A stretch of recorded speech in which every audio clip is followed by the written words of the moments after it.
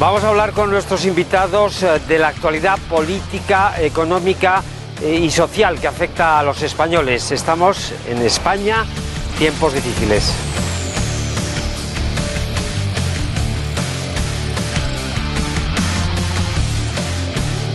Los políticos nos han llevado a una situación bastante tensa. Tenemos, sobre todo en política y en la sociedad, problemas gravísimos. Esto es un despelote total y absoluto a todos los niveles. Esto parece que va a terminar muy mal. Tampoco es que sea difícil, lo que pasa es que tendrán que poner solución. Esperaba yo como un poco un país más seguro. España está en tiempos muy difíciles y nosotros que venimos de Cataluña, más. España, tiempos difíciles.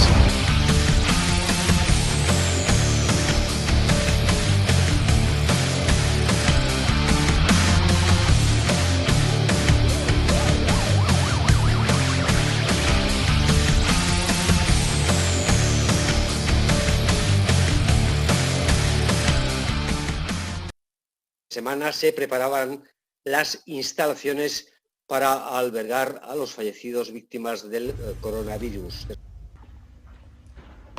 Con nosotros en este programa de España Tiempos Difíciles, a pesar de que el gobierno y algunos medios de comunicación se esfuercen en decirnos que la situación está mejorando, la realidad es que las imágenes que hemos visto de este Palacio de Hielo en Majadahonda, bueno, pues nos dicen que los féretros, desgraciadamente, siguen llegando. Las cifras oficiales hablan de 13.055 fallecidos en España, lo que nos convierte en el país del mundo con mayor número de fallecidos por millón de habitantes. En fin, además sabemos que estas cifras no son del todo ciertas. Ya comentamos aquí, ya vimos en una entrevista con el presidente de las funerarias de España que el número de víctimas podía ser un 40% más. Pero es que hoy hemos sabido que el Tribunal Superior de Justicia de Castilla-La Mancha afirma que la cifra de muertos que dice el gobierno de Castilla-La Mancha no es real. Podría ser un 70% más. Bueno, pues así se nos queda el cuerpo para empezar la semana. Hoy, si nos permiten, vamos a hacer una pequeña tregua, digamos, de este desgraciado número de cifras de víctimas, porque vamos a hablar también de temas muy importantes que nos están afectando a todos los españoles, a las familias, a nuestros hijos, a los escolares. Son más de 8 millones de escolares los que ahora están en sus casas, 700.000 o quizá más profesores que están realizando un trabajo excepcional también. Qué momento más bueno para las excelentes personas. Y por eso hoy vamos a hablar sobre todo de educación, de familias, con nuestros invitados, que enseguida se los presento. Luisa Maldonado, buenas noches. Hola, buenas noches. Luisa pertenece a ifamilias.org. Tenemos a Benigno Blanco, presidente del Foro Familia. Buenas noches, don Benigno. Buenas noches, presidente del Foro. Muy bien, Benigno, gracias por la puntualización. Y a José Antonio Poveda, de Escuelas, secretario regional de Escuelas Católicas. Hola, buenas noches y buenas noches a toda la audiencia. Bueno, pues con 8 millones de chavalotes en casa, con una ministra, Isabel Celaá, que no sé si ustedes tienen más noticias que yo creo que el 4 de abril supimos de ella que estaba bien. Bueno, la última vez que la vimos en persona, estuvo en la manifestación del 8 de marzo, ella sí que llevaba guantes de protección, iba bien protegida, supongo que estará bien en casa, y nos alegramos mucho de ello.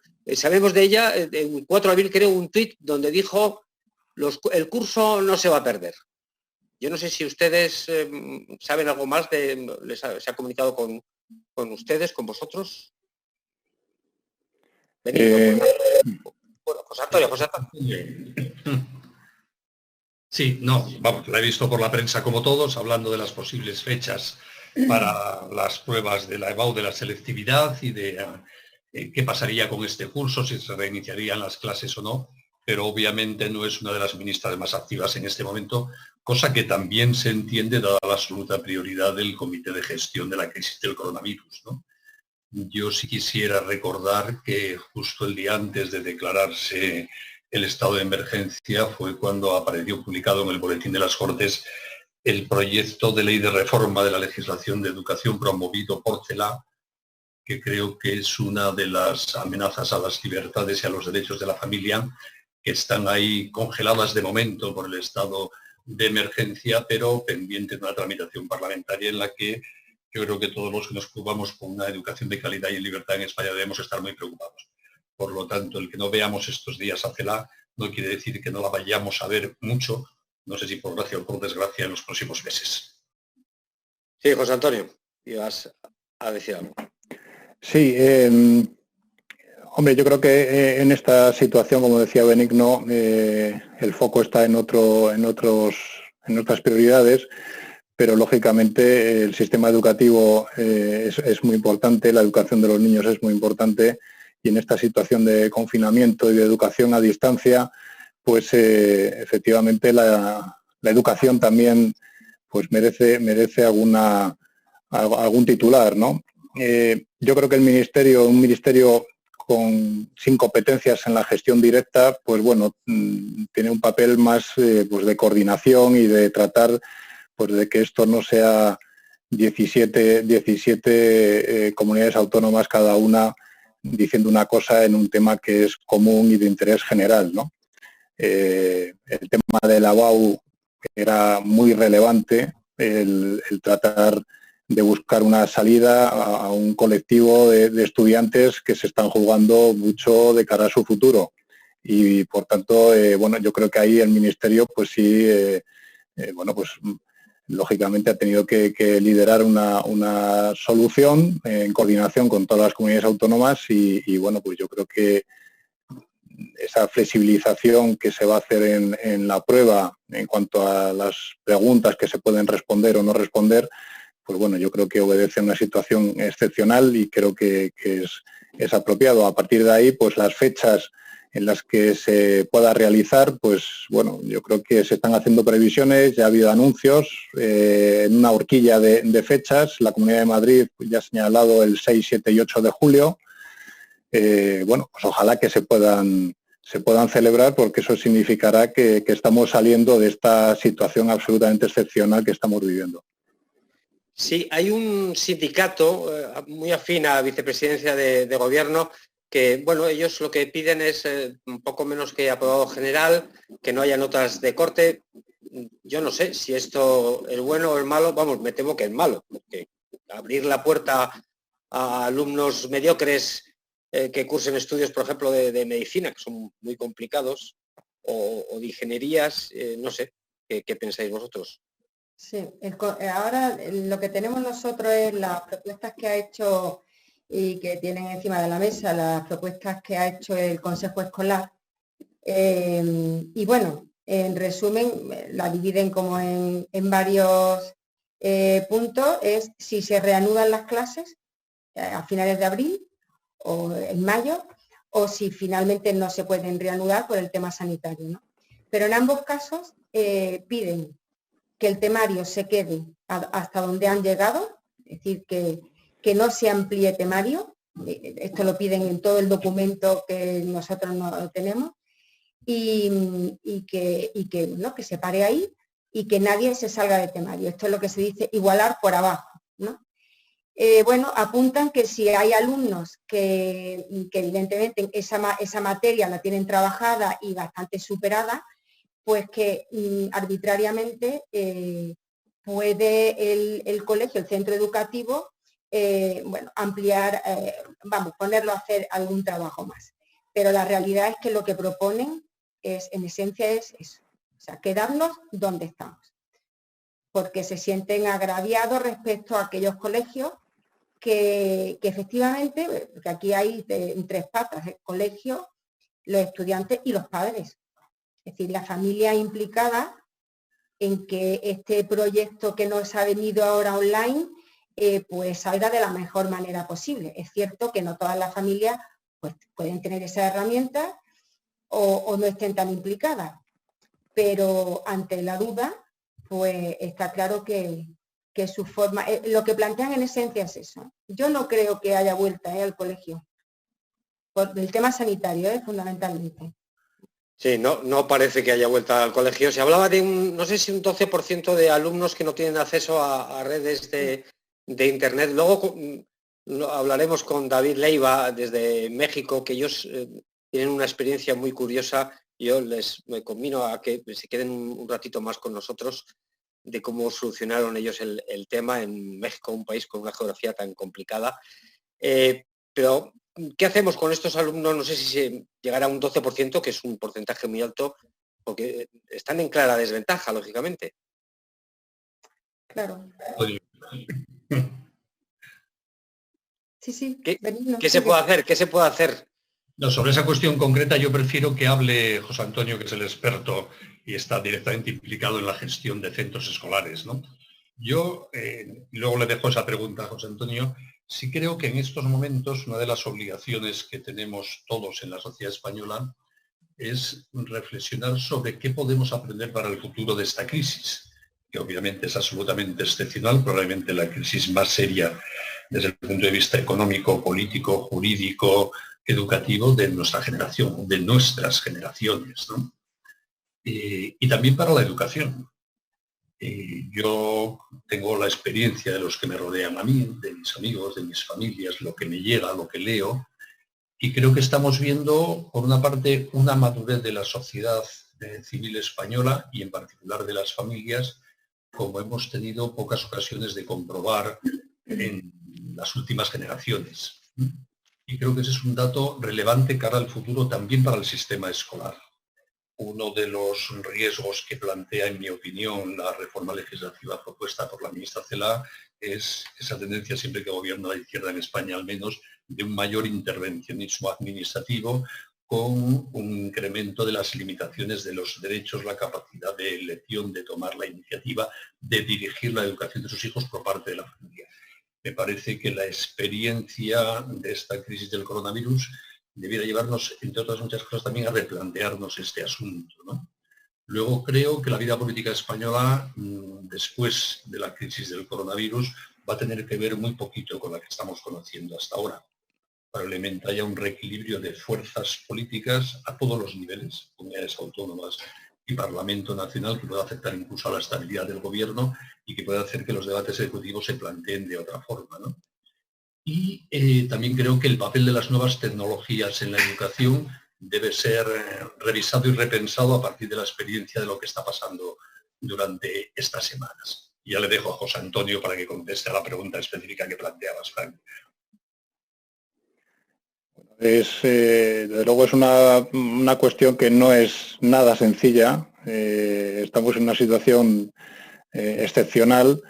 Lo que sí se constata es, por un lado, la capacidad que ha tenido el profesorado de implicarse, de improvisar un sistema absolutamente nuevo. Es decir, y eso pues ha exigido una rapidez de reflejos y un uso más intensivo de la tecnología que ya se venía aplicando, pero no concebida para una situación de confinamiento como la que estamos viviendo. La impresión que tenemos es que efectivamente el profesorado se está dejando la piel y desde luego lo que yo he podido comentar y contrastar es que todo este trabajo online está exigiendo un esfuerzo de seguimiento muy importante por parte del profesorado. Está exigiendo también un esfuerzo importantísimo de las familias por tratar de mantener pues unos horarios y una regularidad y mantener un poco la tensión del estudio y del trabajo en casa.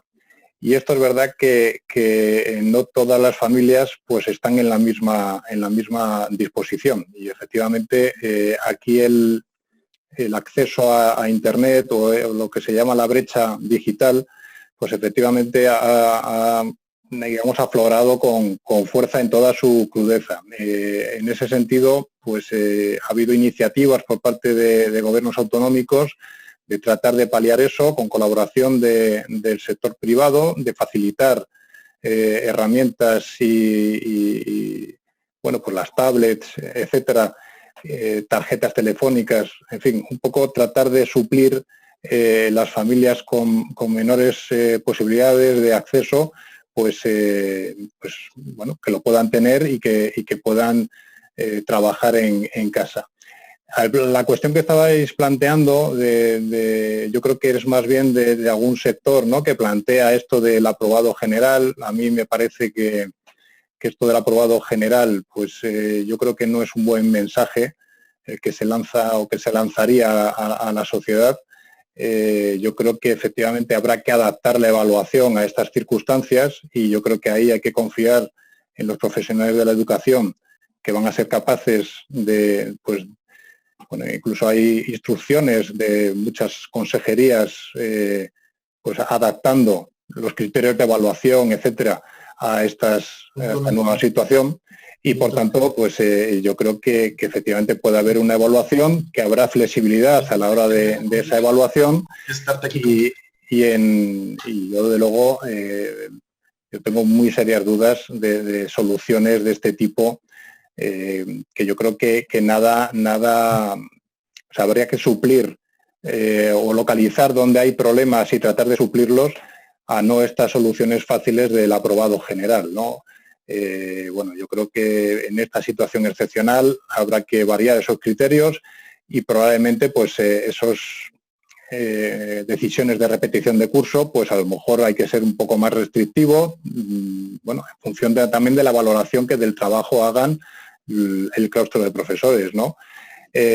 Yo sí creo que bueno, habrá que ver la decisión que tomen las autoridades sanitarias. Hacer predicciones de si vamos a volver a clase o no resulta muy complicado. Ojalá que se pueda todavía tener una quincena o el tiempo que sea en clase para reforzar aprendizajes, para incidir en las cuestiones fundamentales de las asignaturas y bueno, pues que se complete ese curso, ¿no? Si no es posible, bueno, pues habrá que seguir trabajando como se ha venido haciendo hasta ahora, pues avanzando más o menos materia, repasando más o menos la materia, pero yo creo que dar carpetazo al curso a mí particularmente me parece que es un error, o sería un error. También creo que las clases, en cualquier caso, no deberían sobrepasar el 30 de junio. Porque, insisto, aquí está habiendo clase a distancia, pero son actividades lectivas las que están haciendo, el profesorado y los alumnos están trabajando y, por tanto, no es tiempo que se descuente. En ese sentido, yo creo que cuando llegue el verano, pues el tiempo de descanso también es importante y julio y agosto se debería preservar. A los profesores, como decías, están haciendo una labor impresionante, además, en fin, un poco improvisada, pero realmente eficaz. Pero ¿y a las familias, a los papás y a las mamás que tienen a los niños en casa, qué consejos se le pueden dar? Hombre, yo creo que sería, o sea, es bueno que el tratar de mantener las rutinas, ¿no? Y generar una rutina, pues eso, saludable, pues que haya tiempos de trabajo, tiempos de descanso. Yo creo que es bueno también, y yo creo que en estos días se está aprovechando también para fomentar el diálogo familiar. Y yo creo que eso es muy importante, que se pueda hablar en familia de, bueno, pues de la situación que se está viviendo en el país, ¿no? Tampoco sobreexponerles a la información porque pueda generar también pues situaciones de cierta angustia, pero tampoco ocultar una realidad que es muy cruda, ¿no? Tantos fallecimientos, la situación laboral de tantísimas familias, yo creo que eso es difícilmente, yo creo que eso es bueno hablarlo y crear un clima de confianza y de esperanza, ¿no? Ese diálogo fluido dentro del seno familiar. Luego creo que también hay que pautar el uso de la tecnología, porque en esta situación, pues yo creo que se corre el riesgo, bueno, entre el tiempo que se pueda pasar con tareas a través de herramientas, si luego además pues el ocio también lo basamos en la tecnología, en videojuegos o lo que sea, bueno, eso puede ser un poco una sobreexposición que no no es bueno, pero también hay que tener cierta flexibilidad, ¿no? Y yo creo que, bueno, todo lo que sea fomentar la vida en familia, el diálogo y momentos lúdicos, pues yo creo que es muy saludable. Luisa, yo no sé si papás y mamás os están llamando, pidiendo consejos. ¿Qué problemas se les suelen plantear a los padres? No. Bueno, normalmente, claro, estamos hablando de niños desde infantil, las familias que manejamos ahora mismo desde infantil como hasta primero de bachiller, cuarto de la ESO, primero de bachiller.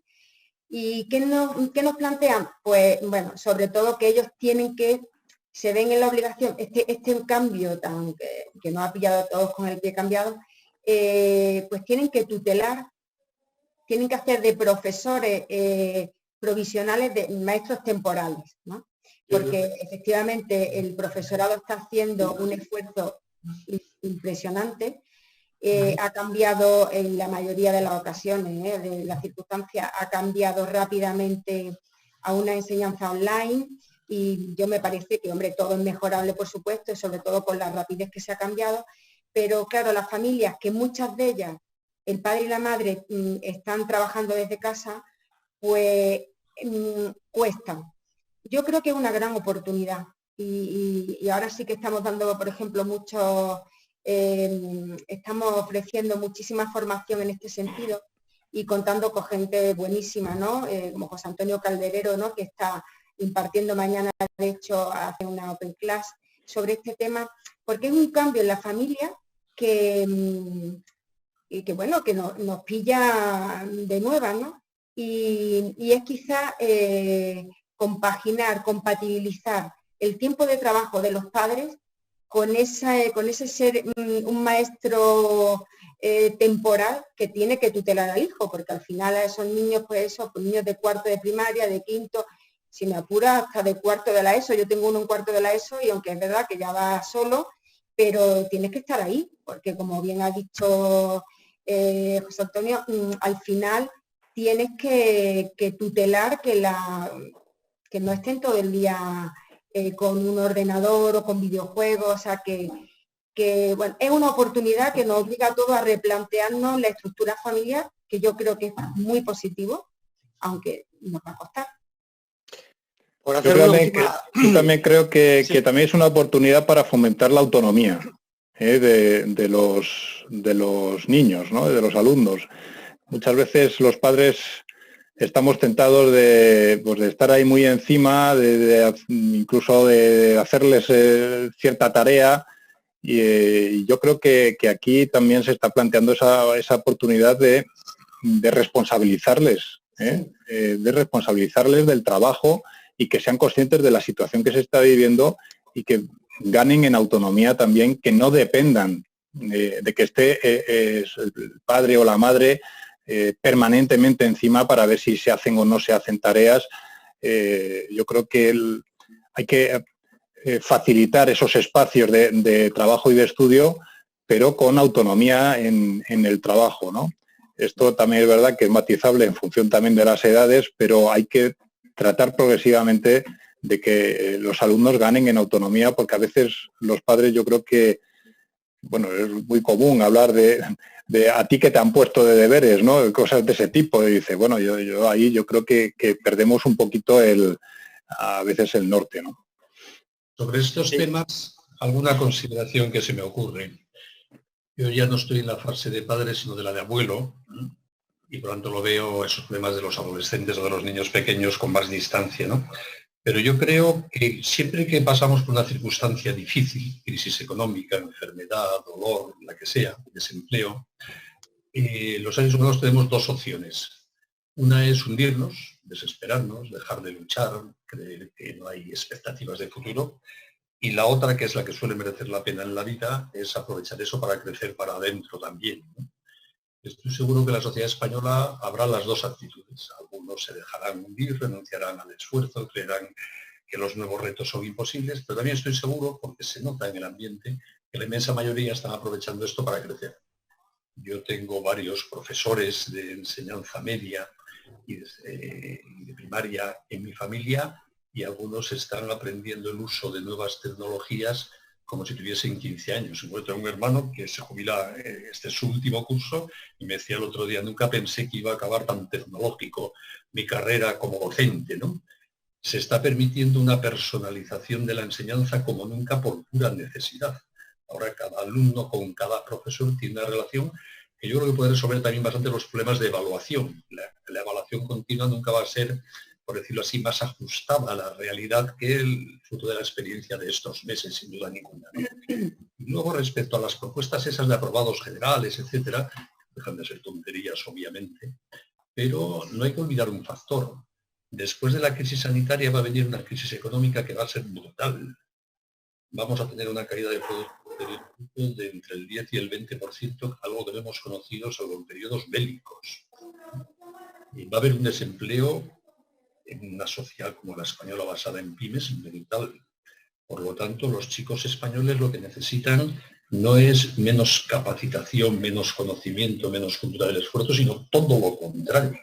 Si alguien hiciese caso a esas propuestas de aprobados generales, de dejar pasar a la universidad sin esfuerzo de ningún tipo, lo que estaríamos haciendo es quitarles una capacidad competitiva a los niños, que sería para ellos un lastre peor que hayan perdido de capacidad de aprendizaje durante estos meses de sustitución del sistema escolar tradicional por este improvisado online y familiar. Por tanto, yo creo que hay que dejarse de tonterías demagógicas y pensar en los niños, que es lo importante. Y los niños necesitarán, en esta nueva economía a la que vamos, todavía con mucha más exigencia, esfuerzo, capacitación, capacidad de trabajo, actitudes de mejora, de competitividad, etcétera. Sí, a mí me parece evidente, ¿no?, lo que dice Benigno. Pues nos vamos a enfrentar a un futuro muy incierto. Y en esas circunstancias no valen los aprobados generales. Lo que va a valer es el esfuerzo, la creatividad, la superación, y yo creo que el mensaje del aprobado general va justo en la línea contraria, que no puedo más que sumarme al comentario de Benigno. Quería dejarle los últimos minutos para que despidiera, quedan pocos minutos para las 9:30. Estaba leyendo una noticia de última hora, este programa se está grabando en directo, que el primer ministro británico, Boris Johnson, acaba de ingresar en la UCI. En fin, esto desde luego afecta a todos. Lo recuerdo porque el vicepresidente del gobierno al principio de la crisis dijo que esto era una crisis de pobres, en fin, de tantas cosas que hemos oído en estos días. Luisa, le voy a dejar los últimos minutos a usted. Bueno, nos han dado un mensaje muy positivo, Benigno, con las advertencias serias, pero sí que nos ha quedado un mensaje. Yo no sé lo que quieres decir tú, Luisa. Bueno, yo creo que, como han dicho ellos dos, al final esto es una gran oportunidad. Yo creo que las familias, aparte del trabajo duro que nos viene, no solamente lo que estamos hablando en la parte de educación, ¿no?, sino que la crisis sanitaria y la crisis económica va a golpearnos a todos de una u otra manera, ¿no? Creo que es una gran oportunidad para que las familias, que estábamos un poquito despistadas algunas, miremos hacia adentro, aprovechemos esta época de confinamiento para estrechar lazos, para unir familias que en algunos casos, pues bueno, el día a día del trabajo, de salir, de entrar, yo me consta, porque además también soy abogada de familia, que en muchos casos yo de hecho tenía alguna separación que se ha parado por este encierro y han decidido no continuar, porque al final, bueno, ha sacado lo mejor de las personas, o sea que creo que es positivo, que tenemos mucho que hacer unidos, desde luego. Creo que no todas las familias tienen la misma suerte, y eso es verdad, no todas tienen los mismos medios, no todas tienen la misma formación y la misma capacidad para educar a sus hijos, y creo que, bueno, que podemos ayudarnos todos mucho, y yo lo veo muy positivo. Dentro de, como ha dicho Benigno, me espera una época muy dura, pero que yo creo que hay que mirarla con optimismo. Pues nos vamos a quedar con este mensaje de Luisa, el de Benigno, el que la familia en estos momentos difíciles es quizá de las cosas más importantes. Muchísimas gracias, Benigno Blanco, José Antonio Poveda y Luisa Maldonado, y esperemos a lo mejor la próxima semana, si tenemos más noticias, poder estar también con un ratito. Fran, sí.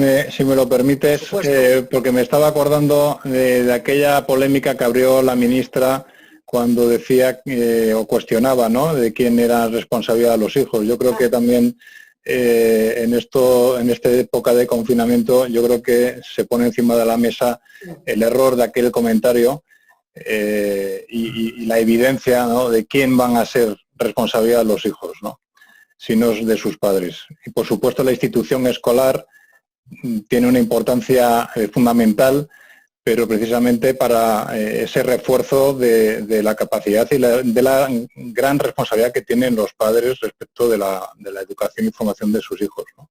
Así que, ¿en qué momento dijo aquella frase? A ver si te escucha la ministra Cela, José Antonio.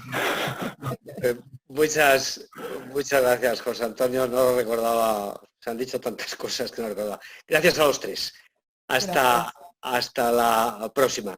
Y ahora voy a dar la bienvenida al último de nuestros invitados. España Tiempos Difíciles es un programa que se ve en 140 países y bueno, pues España, ya saben ustedes, está llevando quizá de la peor parte, pero hay otros países que también amenaza. El primer país que queríamos contactar es con México por una razón. Es el país con mayor número de hispanohablantes, 130 millones. Hay muchos miles de españoles que viven en México, mexicanos que viven en España. Y tenemos esta noche con nosotros a David Leiva, que es director de Congregación Mariana Trinitaria. Luego hablaremos de esta asociación. Lo primero, preguntarle, buenas noches, ¿están ustedes bien? ¿Cómo están en el país? ¿Qué estáis haciendo? Pues, Fran, muy buenas noches allá en España. Pues estamos ahorita en etapa 2 de esta pandemia aquí en México.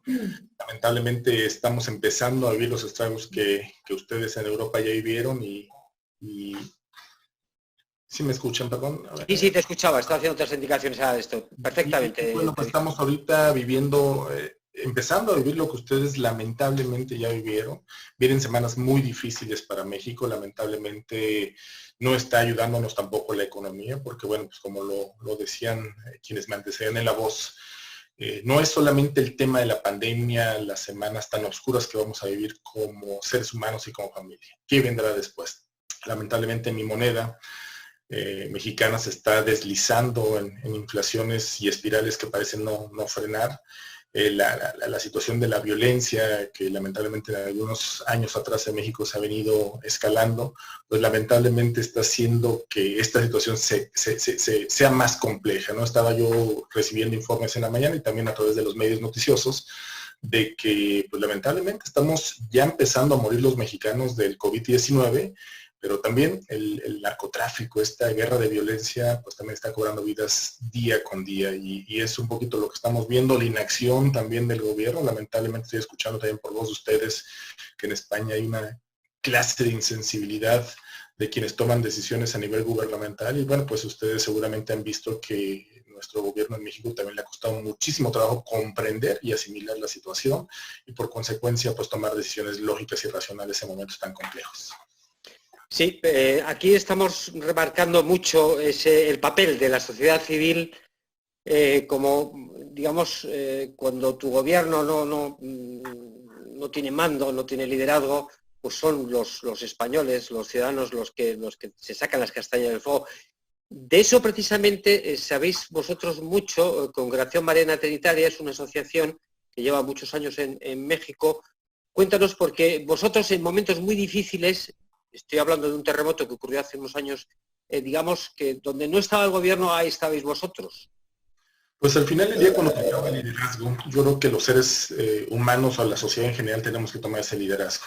La congregación tiene 23 años de estar trabajando activamente como asociación civil, así se le conoce con base a la legislación mexicana, y nuestro tema nada más es la salud, fíjate, Fran, pero sin querer hemos coadyuvado mucho con los gobiernos, con la sociedad civil a atender algunos temas de desastres. México es vulnerable en temas de riesgos naturales, ustedes lo saben, cuando no tenemos sismos, tenemos huracanes, tenemos una serie de elementos naturales que nos ponen en riesgo como población. Y hemos coadyuvado con el gobierno, con Protección Civil para atender a muchos mexicanos que se han quedado en situación de desventaja. Pero pues hoy estamos en una situación muy compleja. Hoy, ¿en qué estamos nosotros trabajando? Una, estamos ayudándole a los gobiernos a que se acerquen de elementos clínicos, medicamentos, materiales de curación y demás. Y queríamos incluso ayudar a que tuviesen pruebas para la detección del COVID. Y eso es lo que estamos empezando a desacercar. Dos, estamos ayudando también a la gente que tiene carencias socioeconómicas, como lo venimos haciendo a diario, a acelerar programas de alimentación, porque se rompieron las cadenas de abasto en mi país con compras de pánico, como seguramente también sucedió allá. Se está viendo fuertemente en las principales urbes y cuanto más en las comunidades apartadas.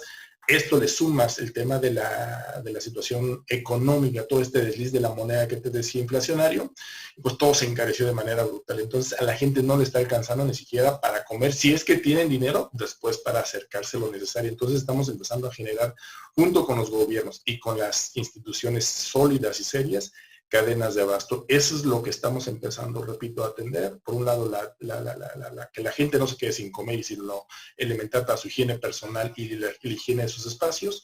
Y por otro lado, que el gobierno, en la medida también de nuestras posibilidades, pueda tener elementos innovadores para la atención de la enfermedad. Sí, hacías un comentario muy interesante. Decías que México es un país acostumbrado, desgraciadamente azotado por terremotos, huracanes, y yo no sé si ustedes saben, claro, eso te hace coger una experiencia que otros no tienen. No sé si ustedes saben, cuando el huracán Katrina en Estados Unidos, en Nueva Orleans, la mayor parte de la ayuda provino de México. Los americanos no estaban preparados para... esta vez os ha cogido preparados para esto, porque parece que la prevención, aquí desde luego no, aquí la prevención fue nula, cero, por no decir inexistente. ¿En México lo habéis visto venir? En el caso de desastres naturales, al ser tan vulnerables, realmente hay una cultura de la protección civil. Y bueno, el gobierno incluso ha implementado a través del ejército el denominado Plan DN3. Y este Plan DN3 es precisamente en contingencias naturales la movilización de todas las Fuerzas Armadas del gobierno en todo su aparato para, junto con la sociedad civil, atender desastres. Y sí, en efecto, en Estados Unidos, cuando ese huracán, el gobierno mexicano mandó al ejército, y es la segunda ocasión que el ejército mexicano toca suelo americano en un periodo de paz. Pero lamentablemente esto sí nos cogió a todos por sorpresa, en primer término. Segundo, sí con una mala preparación del gobierno, porque bueno, pues fue lamentablemente muy sonado en todos los medios nacionales e internacionales que nuestro presidente estaba defendiéndose con estampitas religiosas y los famosos abrazos, no balazos, y esto hizo que pues al final del día, pues sí es cierto, se mitigara la psicosis, eso es una realidad, pero el efecto físico del no cuidarnos, de la distancia, de todas las medidas de higiene, pues lamentablemente ahorita no sabemos en México quién tiene el coronavirus y quién no lo tiene. O sea, el problema de esta enfermedad es que los síntomas vienen posteriormente a la etapa de contagio, es decir, estamos contagiando antes de sentirnos mal. Y era increíble cómo mi presidente y toda la esfera de gobierno pues, tenían eventos públicos, inauguraciones de obras y demás, que combinaba mucha ciudadanía a reunirse. Pues ahorita no sabemos, tenemos pocas pruebas. Hay un número, es cierto que dicen que México es el tercer país con el menor número de contagios, pero la verdad los mexicanos sabemos que no es así. El problema es que no hay pruebas. Y el tema es que no estamos preparados, tenemos un sistema de salud muy vulnerable, hubo cambios en la legislación en esa materia y pues nos toma por sorpresa definitivamente, ¿no? Y lamentablemente escucho yo y lo escuchamos los mexicanos de nuestros gobernantes, que la corrupción, que la violencia, que la política, pero ahorita eso de verdad no nos importa nada porque queremos encontrar respuestas para que mi madre, mi padre, mis hijos no se enfermen. ¿Cómo estar yo seguro? Apenas hace poquitos días nos mandaron a cuarentena cuando, por ejemplo, en Europa, en Italia, en España, y todos los problemas que han tenido ustedes ya estaban preparados. Nosotros, lamentablemente, fue falta de previsión de nuestras autoridades. Sí, la Asociación Mariana, Congregación Mariana Trinitaria, vosotros tenéis mucha experiencia, más de 20 años, además dedicados a temas de salud. ¿Habéis tomado alguna medida que estáis preparando? Bueno, lo primero que nuestro Consejo de Administración instruyó, uno, garantizar, repito, el abasto de alimentos y elementos naturales para conservar la higiene.